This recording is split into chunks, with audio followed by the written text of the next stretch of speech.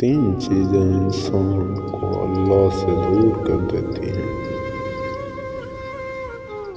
Number 1، اپنے اعمال کو زیادہ سمجھنا۔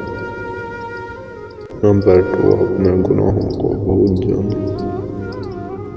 نمبر 3، اپنے آپ کو سب سے بہتر سمجھنا۔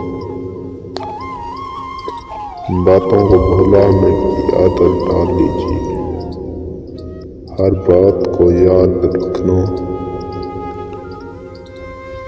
اپنے دماغ کا سکون خراب کرنا اور اس سے کباڑ خانہ بنوانا ہوتا ہے اور انسان چلتی پھرتی لاش بن جاتا ہے۔